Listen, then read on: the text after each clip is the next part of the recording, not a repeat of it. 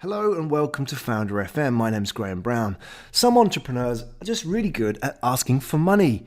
I wish I was more like them in some ways. I've interviewed a few here on Founder FM already, people like John Lee and Anita Wing Lee, no relation.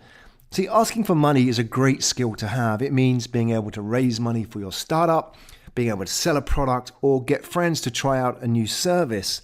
However you apply it, the ability or lack of ability to ask for money is often the key difference between being a successful and unsuccessful business in the long run. Jason Zook is pretty damn good at asking for money. In this interview on Founder FM, he shows us how you can ask money for almost anything.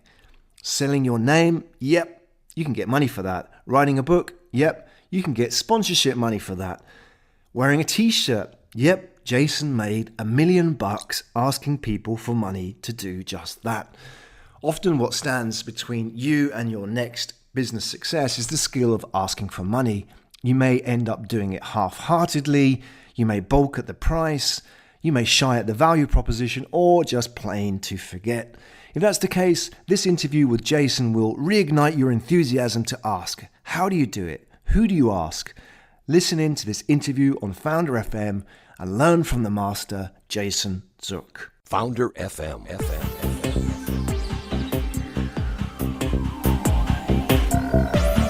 You're listening to Founder FM with your host, Graham Brown.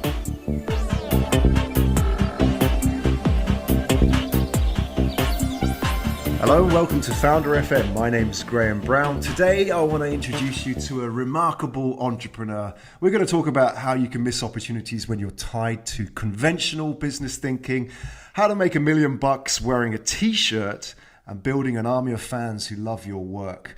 Welcome to the show, Jason Zook. Thank you so much, Graham. I appreciate it. It's fantastic having you here. I think we've got to bring the listeners up to speed with your story, Jason. Let's just tell them a little bit about why you're here. I Wear Your Shirt, which was described once as the sixth least impressive way anyone ever got rich. Just so people understand, from 2009 to 2013, you wore a different shirt every day and you got paid $1 million doing that. Tell us a little bit about that. At least I wasn't the seventh. Like the sixth I can live with. I had this crazy idea in 2008 that I saw social media. I wasn't even on social media. I didn't have a Twitter account. Facebook had just become, public. It wasn't just for colleges. And YouTube was kind of in its infancy. But I saw lots of people talking on these platforms, lots of real people having conversations. And I had a design company at the time. And our clients were asking us, what's going on with social media? And I guess they felt like we were kind of tuned in because we were young and we did good design work. And so I started looking and I just saw there was this potential of all these people sitting here, and where there are eyeballs, there is obviously money. And I just, one day standing in my closet of all things, I realized I had all these shirts that had other brands' names on them that I had paid for. And then I was walking around like an idiot promoting these companies. And basically like I was, for no reason other than just, the brand, it was just there. And so it just hit me. Why couldn't I just wear a shirt with different companies, like smaller companies, and be a storyteller for these businesses that didn't have platforms, but that this social media kind of landscape was growing and that I could be there and grow an audience? And I don't know, thinking back at the beginning of IWearYourShirt now, I just wonder, why did I have the courage to say, I'm a nobody living in Florida. No one knows who I am. Why could I be this person? Right. You picked yourself though, right? I guess I did. I really just had the courage and the gusto to do it. And maybe it was just the naivety or naivety. Yeah. Like, I don't know what it was, but I made this commitment to myself. I would do this every day for 2009. And it kind of launched with an interesting pricing structure that I hadn't seen done before, where the first day was $1, the second day was $2, third day was $3, all the way up to the last day of the year, which is $365. And so you could buy any day of the year calendar, and I would wear your shirt. I would promote your company on social media channels through photos, through a YouTube video, which I'd never made before, and a live video show. And it really took off. The first day I launched the website in October of 2008, just to promote that it was going to happen, 12 people showed up, Graham. The servers were melting. It was just insane.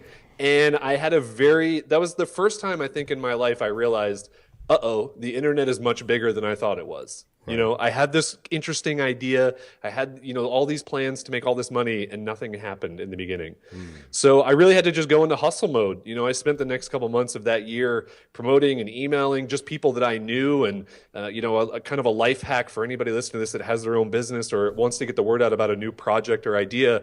Scroll through your inbox. Those are the people who trust you the most. Those are the people who will share your project. They will be your word of mouth marketing, which is exactly how I Wear Your Shirt and every idea I've had since then has gone on to be successful. So yeah, for 5 years, I wore t-shirts. I got really focused on trying to grow that business and scale that business. That's what I thought I was supposed to do.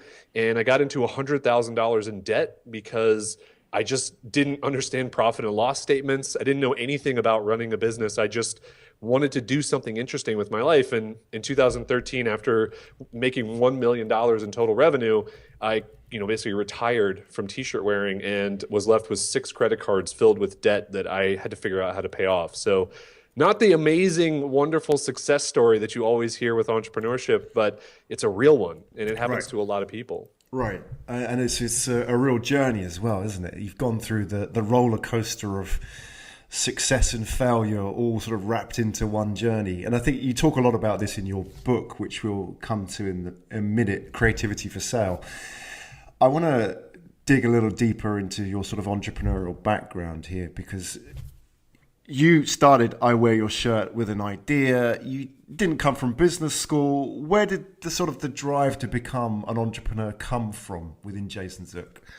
Yeah, that's a really good question. I don't have the cool story of like the lemonade stand and the trading baseball cards and all these things that I did as a kid. I was just kind of a quiet, reserved kid. I played a couple sports. But I think the thing for me that kind of gave me permission to become an entrepreneur, or at least to embrace something that was within me that I didn't know about, was that I moved around a ton. I had a single mom growing up, and by the time I was in high school, I'd already gone to 14 different schools, 5 different states, and I'd become the new kid over and over again, and I just had gotten really good at embracing change. And I think for entrepreneurship, one of the most amazing traits you can have is just being willing to embrace change and to understand that it's going to happen. Nothing is going to go to plan. And for me, that was kind of what set me up for, at least, when I say success is not necessarily financial, but success in the being able to deal with what happens when you launch a new idea, or especially a big, crazy idea, and the things that can go along with it. And having all that change growing up really kind of made me embrace it and understand it and know that this stuff is actually, going into debt. It's actually a good thing, because if I hadn't had done it one time in a big, colossal fashion, I might still be in debt today. Every project I might have might still go into debt because I just don't know what I'm doing or how I'm supposed to realize this stuff. Right. Well, let's look at that. Whilst you were running I Wear Your Shirt, you were making a lot of money and you were getting a lot of publicity. You had the YouTube channel with 12 million views. You had a lot of interest from press. You were the t-shirt guy, right? Yep. But at the same time, as this thing was growing, you were increasingly sort of out of control with the business expenses and you went into debt. Tell us a little bit about what was actually going on and what kind of lessons you learned from that then. Yeah, so I mentioned this interesting pricing structure where it started low in the beginning of the year and got higher in the end of the year.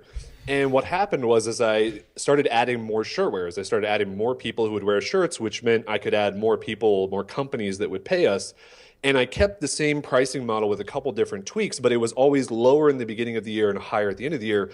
Well, the problem was that I didn't see the salaries that I would be paying people who worked for me. They didn't work on an escalating pricing scale. They worked on your standard, make this amount of money.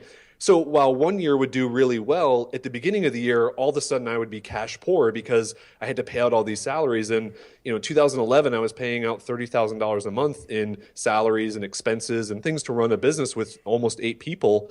And I say almost because we had 7 people and an intern, so he was the almost. And it just was this thing that I couldn't see how to fix it. And here's the other problem. I was still wearing a shirt every single day. I was still answering every single sales email. I was taking care of all of the t-shirt printing. I was managing all of the client relations. I was still filming and editing a YouTube video every day, which took me about 12 hours in a day. And there was just all this stuff that piled up. So I didn't have the time to step back and say, oh, also I worked 7 days a week. So I didn't have the time to step back and say, wait a second, the systems are broken. The money is not flowing in the right ways. How do I fix this? I just had to keep this train moving forward. And it finally got to a point where I just couldn't do it anymore. And, I really dealt with a lot of creative burnout. I'm 3 years removed from I Wear Your Shirt, almost to the day. I retired May 6th, 2013.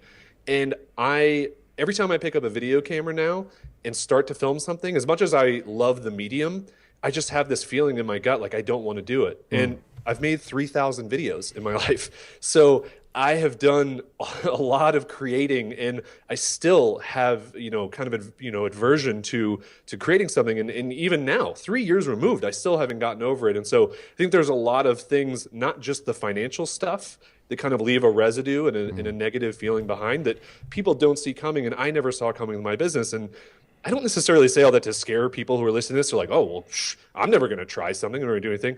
But I think it's really to understand that you will get creatively burnt out. You do need breaks. You do need someone who understands the financial side of things to at least give you an overview of, okay, this does look good. Let's keep track of this. There's a lot of fundamental things that sound easy, but we really don't learn them in any capacity growing up. Well, what did you learn from that experience? And we're going to talk about some of your new projects in a minute, and how those are going, and how they sort of been impacted by your experience with I Wear Your Shirt. If you were to start out doing I Wear Your Shirt now with a younger Jason, how would you sort of advise yourself?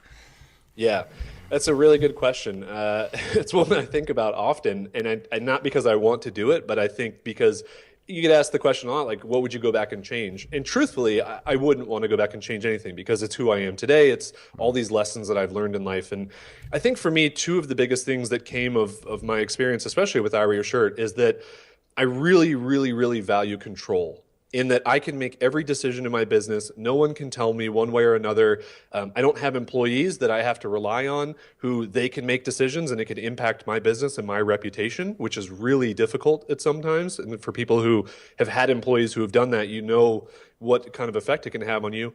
And I think the other thing is flexibility. I Wear Your Shirt tied me down to, I traveled a lot with I Wear Your Shirt, but I was always on. I was always carrying a camera. I was always recording. I was always doing something. I was always on my phone. It just wasn't really like I was enjoying my life, and there was no flexibility to just pick up and go do something on a whim and maybe not be on the internet for a week or a month or whatever.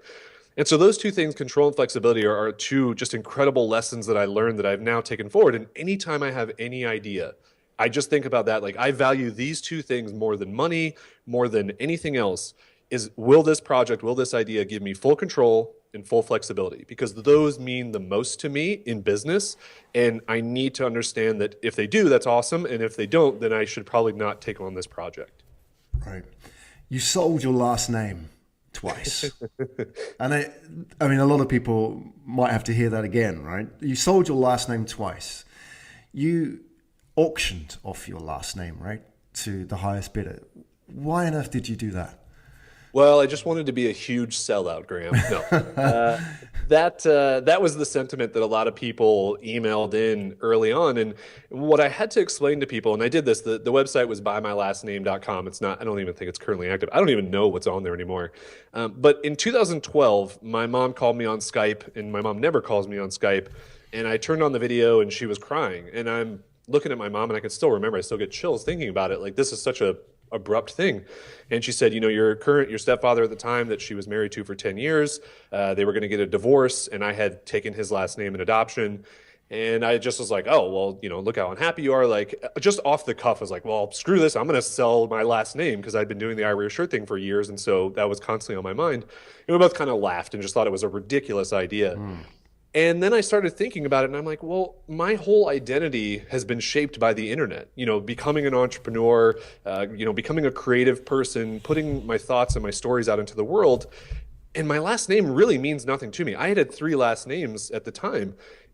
Where do you get your sense of identity from? For me, it came from the internet. It came from my projects. It came from what I did. And so I decided that my last name does not mean the same thing that maybe your last name means to you, that you've had your entire life, like most people.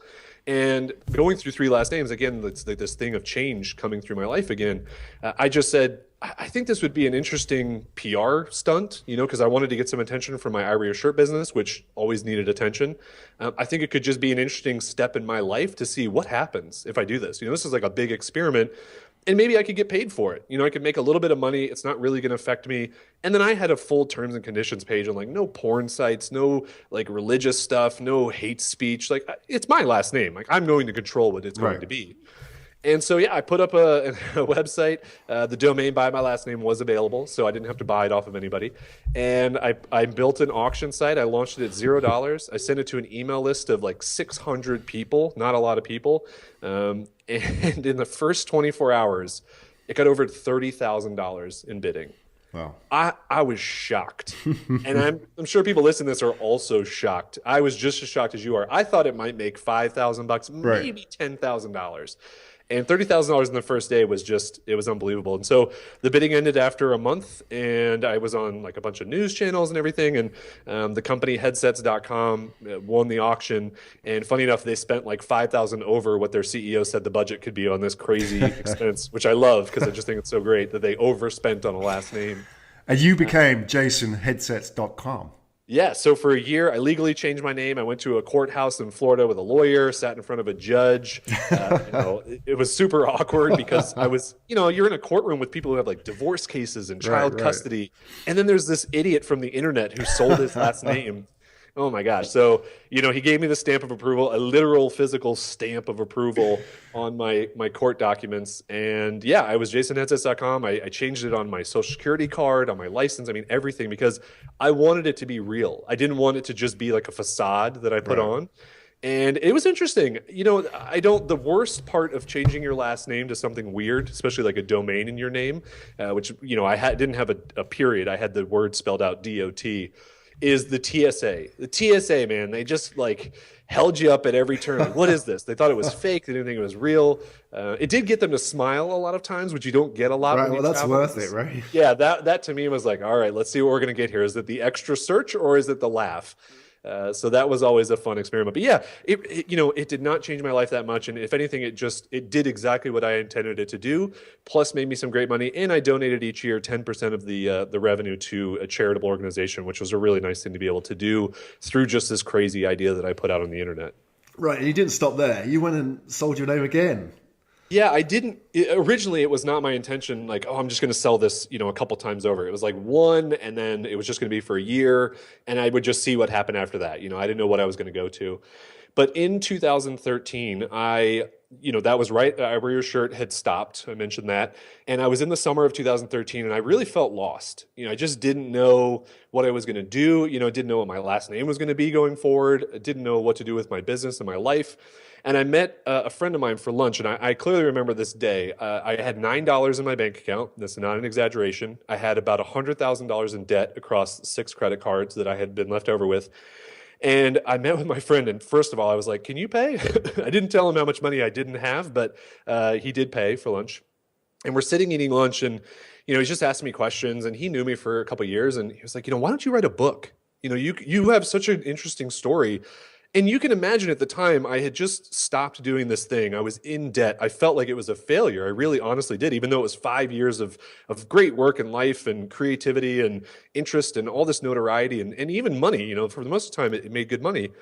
And I felt like, I told him, I was like, there's not like a good ending. The story doesn't end with like this $20 million success and now I'm living in an island somewhere. And I'll never forget, he just looked me straight in the eye and he was like, but your book doesn't have to end that way.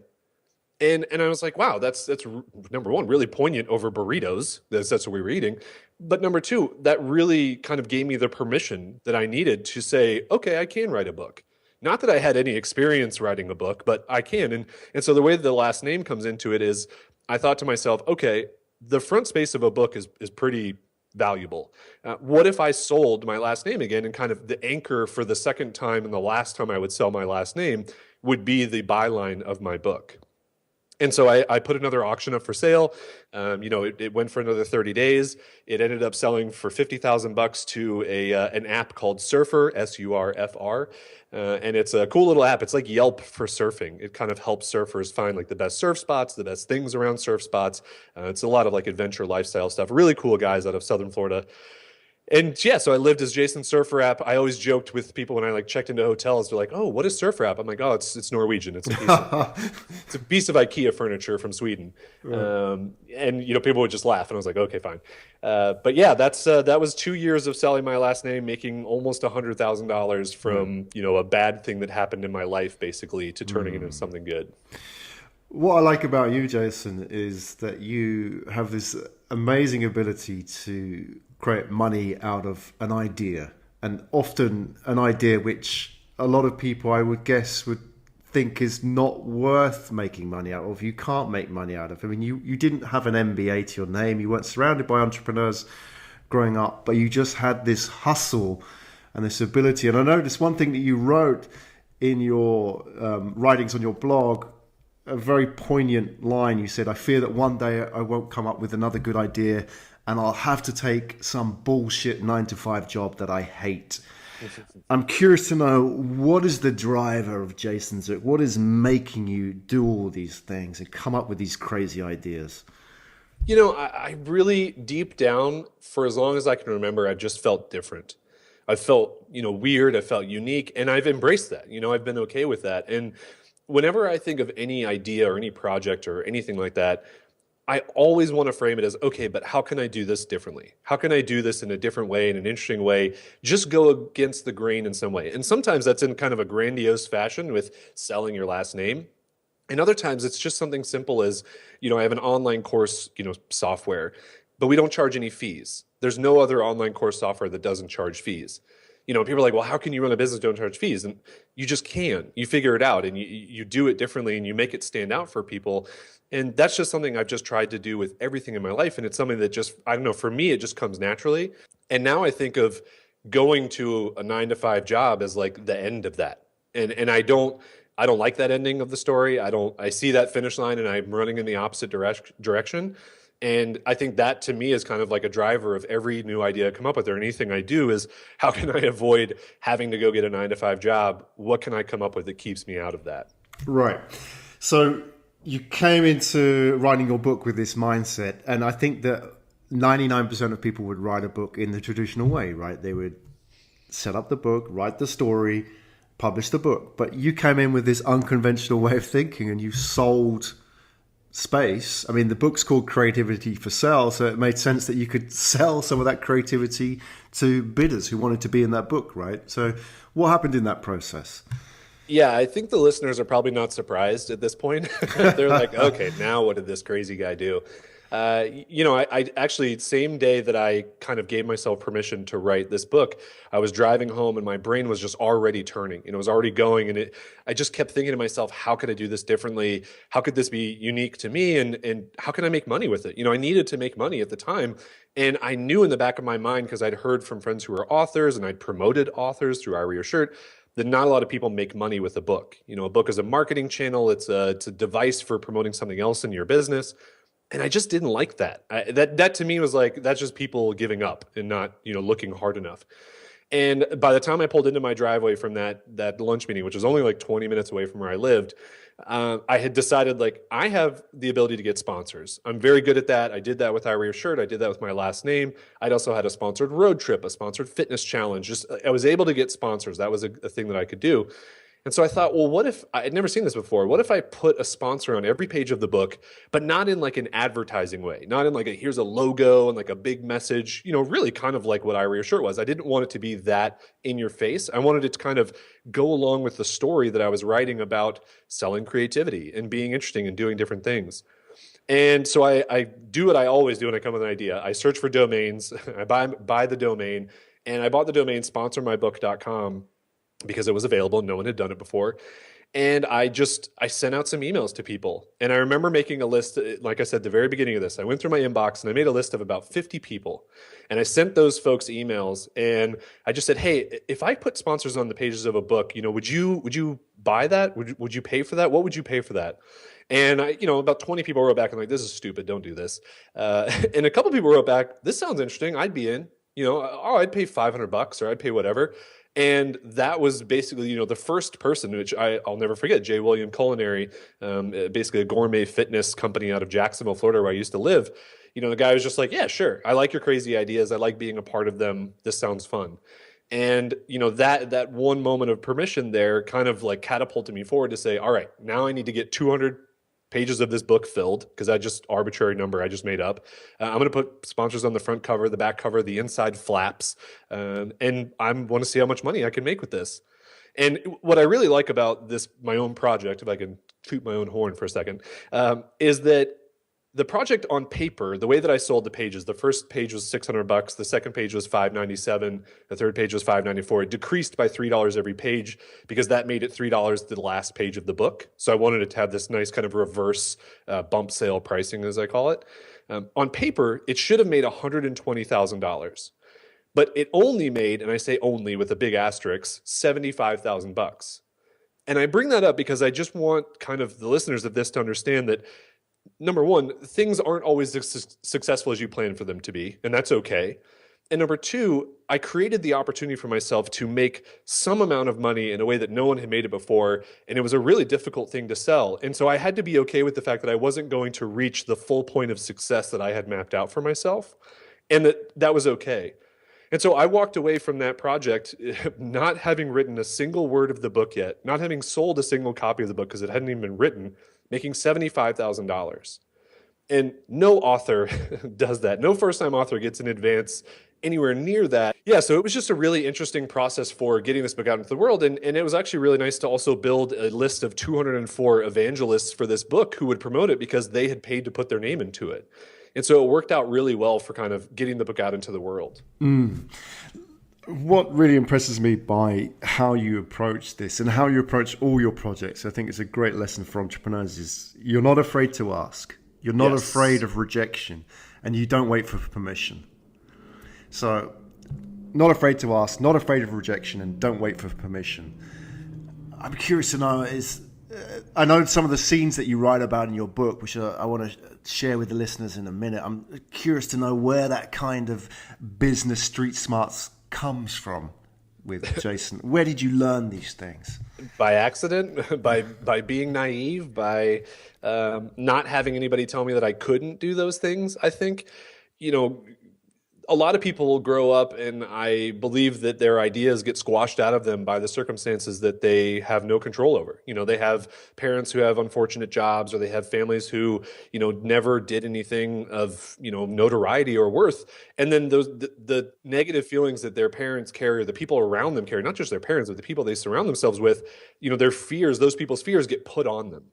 And I was very fortunate to grow up with a mom who, for all intents and purposes, should have told me, you can't do anything creative. You just have to take normal jobs. She had multiple normal jobs as she was, raising me, but she didn't. She just kept telling me, like, do whatever you want. Be as creative as you want. The sky is the limit for you. I want you to have whatever you want in life. And I think for me, that was, kind of where that whole permission thing came from. And I also think just looking at other things and not being afraid to just challenge the status quo, and not being afraid to ask for things. And I think so many people, Graham, are so afraid to ask for things in life, in business, in relationships, because they're afraid of the outcome. And I think the way that I deal with that is I just think of, what is the absolute worst case scenario I can think of at this very moment? Like right now, as I'm thinking about it, it's being naked, stranded somewhere in like a public place, and maybe someone throwing pies at me. Like that's the worst thing I can think. And I'm on fire. Like all of this, right? But if I ask for someone to sponsor a page in my book, am I going to be naked in a public place getting pies thrown at me, lit on fire? No. And to reframe the way that you think about like these thoughts that you have of these fears and these hesitations, to me, I think that's the way that I always give myself permission and the ability to do this stuff is I'm never going to have the worst case scenario happen to me. So let's at least try and see what comes of it. And that's just been a repeatable process that I've done over and over again. And the beautiful thing is the more that I do it and the more crazy stuff I ask for, the less I have fears about it, the less I have self-doubts about any project, because you just build up this layer of, you call it confidence or courage or whatever you want. And I just am okay with it. And it's not like I get everything I ask for. By no means do I do that. I had to send 2,000 emails to land 200 sponsors for my book. It took a lot of asking, but I wasn't willing to stop just because a couple people said no, or because a couple people said I couldn't do it.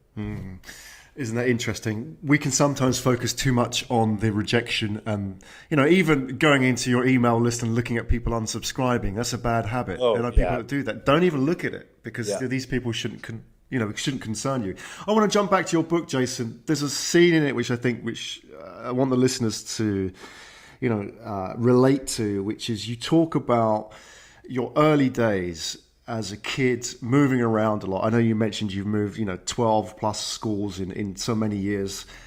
You have this experience where you walk into the lunch hall of the high school and you're the new kid, right? And so you're already going to be sized up by all the other kids out there. Is this a kid that we can beat up? Can we bully this kid? So you're the new kid walking into this lunch hall. That's completely an uncomfortable scenario that you're walking into. How do you adapt? How did you adapt to those kind of circumstances? And I'm curious to know how that kind of shaped you as the entrepreneur in your later life. Yeah, the absolute crazy thing about the picturing that moment, if the people listening to this want to picture standing in the lunch hall, holding a tray of food, knowing not a single other person and all the eyes you feel like are on you, and you don't know where to go, you don't know where to sit. I had to do that 4 times. I went to 4 different high schools and had to experience that feeling. And by the 4th one, you can imagine kind of the progression of this, right? The first one, you're standing and it feels like you're standing in that doorway with your tray by yourself for like an hour, and you're not. You're there for like a minute. But by the 4th one, there's no standing in the doorway. There's just, okay, I don't know anybody. I'm just literally going to go sit down. I don't care where. I don't care who's there. I just want to eat my food. I'm hungry. And I remember these feelings so much. I mean, my body is shaking because I can remember what it felt like to stand there and to be afraid and to be judged and to just not know your place in the world. And I feel that makes you so much stronger to embrace those things. And it's not like I turned around and ran and ate by myself in the hallway or somewhere. And I just went and sat down somewhere. I just went and said, screw it. Again, what's the worst that's going to happen? I didn't probably think of my metaphor of nudity and pies and things at that time in my life. But I think I just was like, whatever. I'm here. I need to eat my food. This is where you eat your food. Let's just go sit down and do this. And, slowly but surely, every time that I did that, someone would walk up to me, or I would be sitting next to somebody and I'd say hey, you're an outcast as well. What are you doing? What are you up to? And I think that there's just a lot of relatability for people who, entrepreneurship can be very lonely. And those lonely moments in high school, I think kind of built me up to get through a lot of the times when people can't relate to what you're doing, the hours you spend toiling away on an idea that might seem crazy to people. And it just pushes you through to get to the moments of, I want the dream more than I fear the reality, as my girlfriend quoted in some article that she wrote. And that's really true. I think about that all the time. I want to eat my lunch more than I'm afraid of all these people who are staring at me. Right. And that thing has just kind of kept repeating for me over and over in life. So you've associated with a survival mode as well, is that, you have to do this. You have to get out your comfort zone if you want to survive. And for a teenage kid, that social scene is like a survival, scene for them. They've got to integrate. They've got to adapt. And you've taken that into your business as well. You understand that it may feel uncomfortable getting knocked back by people when you're asking for things, but you're saying, well, if I want this to happen, if I want to make my dream happen, then I have to do this, right? This is the price that I've got to pay to get through that, right? And that's really, I think, what separates people who have success or make things happen and those who don't, is the people who are willing to take the chances, to make the asks, to stand uncomfortably in the doorway and not turn the other way, but go and sit down and charge forward, unknowing of what's going to happen, but willing to embrace whatever challenges show up in front of them. And I've just done that over and over again. And again, I wish I could pinpoint some magical thing that I did in my life that made me, able to do that. And I think some of it is just you being okay with a little bit of unknown, a little bit of uncomfortability. Switching gears a little bit here, Jason. You wanted to be a zoologist as a kid. You were obsessed by zoos. What was that all about? Yeah, I don't know where this came from. I grew up just loving animals, and funny enough, I think I wanted to be a combination of a zoologist and a comic book artist. Talk about an incredibly weird person to have that profession.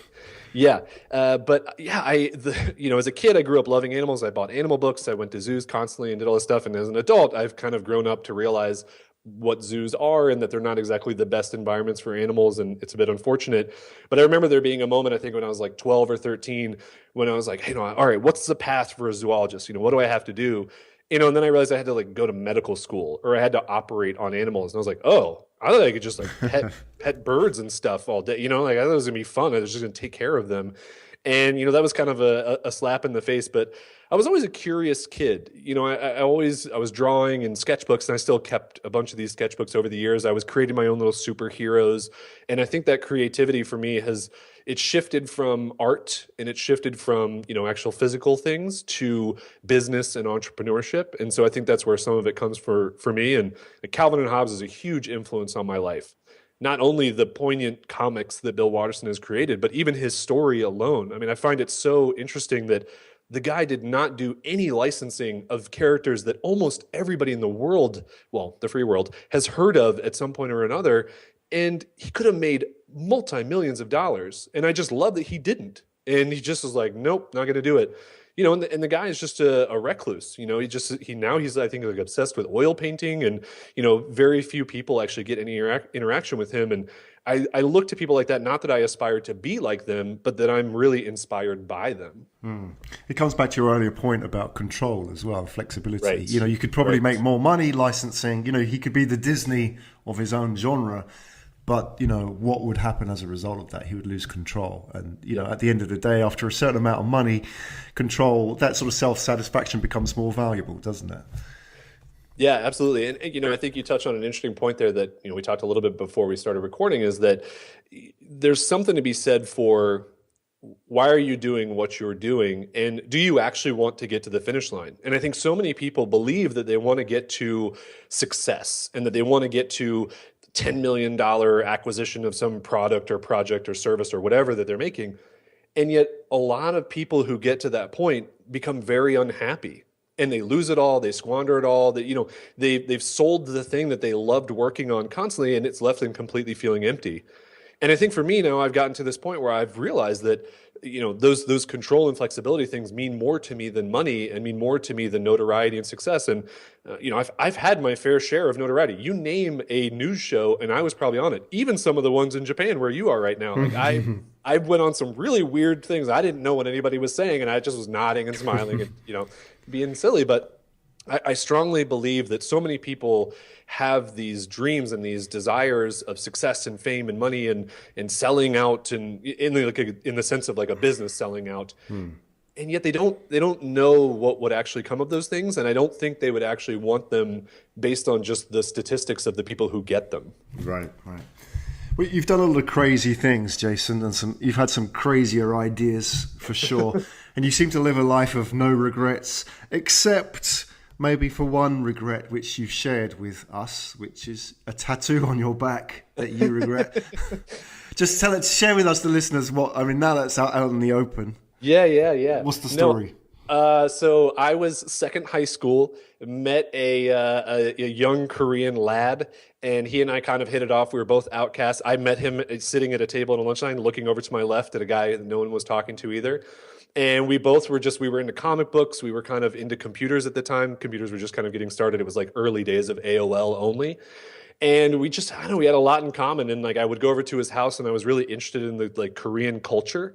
And it was so different from anything I had seen before. And we just became like best friends. And I remember, I was only there for like 6 months. And I was so like intrigued and interested. And like, he kind of, I think, just was like my best friend in the world at the time. And so I just thought it would be a good idea to get my initials tattooed in Korean on my back to kind of remember this time.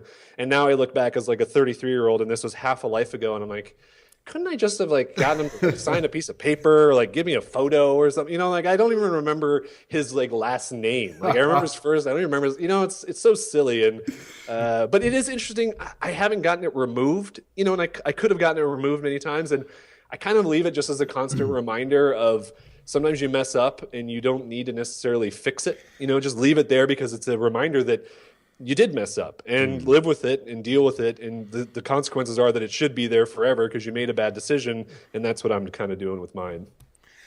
you seem to have a remarkable ability to deal with the consequences of the things that happen to you, and the things that you affect in your life. And there's an interesting post that you made on your website, and we'll talk about Action Army in a minute, that you talked about building your newsletter, and you built your newsletter up to 25,000 people, and it got to a stage where you decided to delete it. You decided to let the people that really wanted to stay, and then everybody else you would hit the delete button. To me, that was a really interesting decision that you made, and I think there's a really important lesson in there for entrepreneurs as well. What was going on at that time? Yeah, I had kind of transitioned out of IWearYourShirt, and I was trying to figure out what I was going to do. And, I found myself emailing this list of people, and I hated it every time. And I think it's because I knew that I was going to get negative commentary back. This email list had been built based on giveaways and freebies and, like find out when I'm going to be doing like the next crazy thing. And when I didn't really have anything to give them, when I wanted to actually like talk to them about ideas or thoughts or experiences, they didn't want that. People would write back in droves. You can imagine when you're sending a list of 25,000 people. And I even got to a point where there was only like a 10% open rate. So it's only going to 2,500 people. But if you frame your mind in the fact of 2,500 people crammed in one room, it's a lot of people. And I would get back, hundreds of replies of angry people. And I remember just wondering, like, what am I doing? This group of people, this list of people does not serve me anymore. I need to get rid of it. It's just, I'm holding on to it for the vanity metric because it's a big number, but that number is not even really that because it's only 10% of people open it. And yeah, I finally just said, enough is enough. This is number one, it's not moving the needle for my business. No one's buying anything that I'm pitching because they don't want it. And I need to let go of this sunk cost bias, which I think is a really difficult thing for entrepreneurs and small business owners and anybody to let go of in any part of their lives. And so I sent one final email. It just said, okay, I'm done sending you guys emails because apparently you don't want them. If anybody does want my emails, I'm starting a new list. It is going to talk clearly about, and then I just kind of laid out, X, Y, and Z in my life, my new business adventures, my lessons I've learned over the years. But I'm not giving anything away, like physical good wise. I'm giving away knowledge, but that's it, and experience. And 400 people moved over out of 25,000. Right. And I was bummed, but I also was like, this is going to be great in a couple of years when I can tell everybody I started from 400, from 25,000 to 400. And now I'm back up, I don't know, like 10,000 people. And I go through and clean my list basically once a year and delete people who are not doing anything, which is a couple thousand a year. And I just look at this as a constant evolving process, and that I don't care about the vanity metrics anymore. And I think so many of us get so caught up in the internet world of likes and retweets and subscribers and views and all this stuff. And it doesn't matter. What matters is that you're actually aligning yourself with an audience that cares, and they want your content, and they believe in you as a person. And, that to me has been a big revelation in the past couple of years. It's also been quite an uphill battle to get that number back up, but I don't even care, really what that number is. I just know it because it's just something I see on the dashboard every time I log in. So you talk about your rat people and your tribe, and you're talking about the rat people being the freeloaders, or the people that just kind of get brought into the orbit, who are there but aren't really interested in any kind of relationship, taking it any kind of further with you. And your tribe is that 400, right, that you started with. These are the people who are really interested in what you were doing. These are the people who you built your business around. When you say you don't care about the vanity metrics, and we all are surrounded by vanity metrics on a daily basis, whether it's Google Analytics or the number of subscribers that you have, what exactly do you care about in terms of what's measurable, what you can look at and say, hey, look, today is a good day, because this happened? Yeah, that's a really good question. I kind of measure, I wrote an article, it's called Your Art, if people want to find it. I believe it's just jasondoesstuff.com/your-art. And, the way that I measure success, because that's really what these vanity metrics and digital metrics are set up to show you, is by hitting publish. And so no longer am I driven by the number, the percentages, the click-throughs, any of those things, because I really, and this goes back to one of the earlier points, is I can't control those things. Those things are really out of my control. No matter how much I think I can, I just can't. I can send the most amazing article ever, but I don't know what people's lives are going to be like. I don't know what they're going to be doing in that day. I don't know if the email sender is going to be working properly. There's so many factors I can't control, but what I can control is hitting publish. And so I define success now by just hitting publish every week and by consistently putting out content and creating things of value and trying to just give away all these lessons and things I've learned over the past 10 years and that I will continue to learn and experience going forward. And to me, that's what makes me feel really, really good. And I'll give you one more example of kind of giving up on the vanity metrics. I mean, probably the biggest accomplishment you can get on Twitter, besides an insane amount of numbers of people following you, is verified status, is the little blue icon on Twitter that says that you're important, right? That you're literally 0.00001% of the 500 million people that use Twitter. And I gave mine up a couple weeks ago. So I was a verified account on Twitter because of IWearYourShirt and because of the notoriety it got. And I had held on to this name, IWearYourShirt, for all 3 years after giving up on the business. And I finally just said, enough is enough. Like I don't do anything with IWearYourShirt anymore. I only talk about it in situations like this. It means nothing to me in the grand scheme of my life anymore. And so I changed my name. And by changing your name, you give up that status. You don't get to carry it forward if you change your name. And man, it was such a mental battle. Like I just went like, it was so difficult for me to let go of that because it's like a trophy, right? It's like this thing that's up on this pedestal. It's so hard to get, and I got it. And now I'm letting go. And I think it was really the last thing for me that I let go of, where I just said, I don't need these things. This little blue stupid icon on my Twitter profile does not define my worth. It doesn't show that I'm a good person. It doesn't show that I'm helping people or that I'm creating things of value or interest. And, that to me is really kind of like an important phase that I've gotten to in my life. And I feel very fortunate that I'm actually like in this moment today where I can tell you that this is the first time I've told that story since I let go of it a couple weeks ago. And it feels really good. Like I don't have any hesitation or regrets of letting go of that thing, which is really nice. Wow. So you gave up your verified status on Twitter, which I'm sure a lot of social media hacks would probably be paying a lot of money trying to get one of those, right? I had people tweeting me, they're like, what, you didn't sell it? Like, why didn't you sell it? Yeah, exactly. You couldn't find a domain name. That was why, right? Yeah, that was it. Like, buy my status, buy my verified status. That just wasn't available. But it's interesting, isn't it? We get a lot of our self-worth from a lot of these things that you mentioned yourself, we don't have control over, whether they are, verified status or job titles or, some kind of vanity metrics. But you've kind of, what's really inspiring about your story is, and whether that's the result of the journey that you've been through and your circumstances or whatever, but ultimately it's the result of how you've dealt with this, is that you've built this sort of internal core, isn't it? Which you said, right, this is me, this is my self-worth inside me, and everything outside is kind of like, it's just a game which I'm playing, right? And, it's kind of, I can play with the game a little bit and be part of it, but ultimately, I don't belong there, right? This is me and this is what I want to do. And I think there's a really interesting lesson there for entrepreneurs, isn't it? Because we can easily get carried away in all of this, right? Whether that's, the valuation of our company, our revenues, or how many staff we have now, the size of our office, our job title, all that kind of stuff there. I think they would do well to, read some of your writings and maybe sort of click into your story a little bit and see it from the other side, right?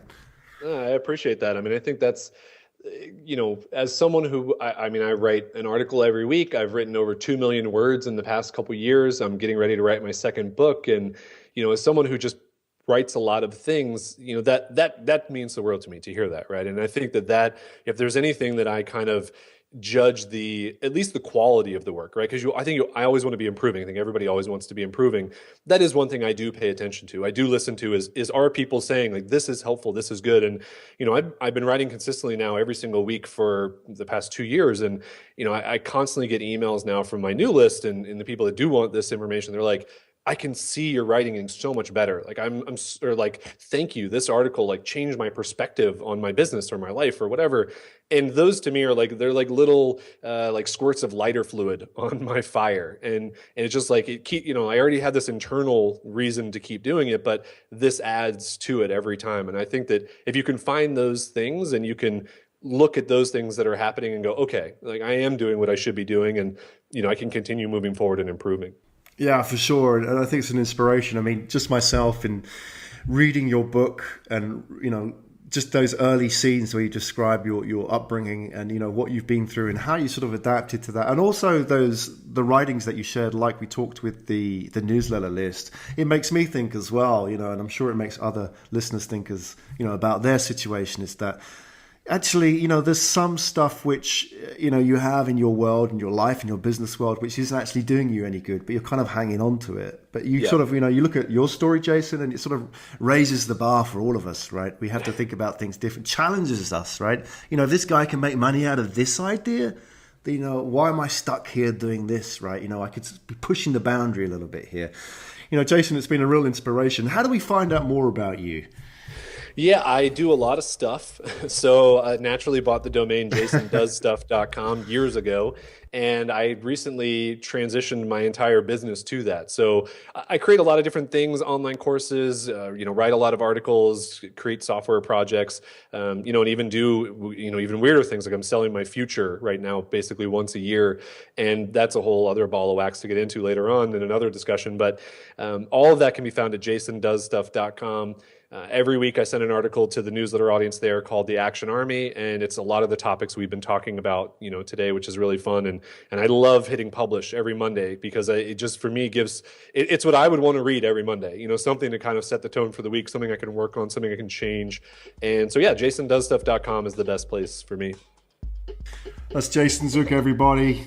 A remarkable entrepreneur, challenging us all to raise our game and think outside the box a little bit with our ideas, and not being afraid to ask, getting out there and doing stuff like Jason from jasondoesstuff.com. Jason, it's been a real pleasure having you on the show. Thank you for sharing your journey and your story with us today. Yeah, thank you for having me, Graham. I really appreciate it. Founder FM, voice of the entrepreneur. Find out more at www.founderfm.com.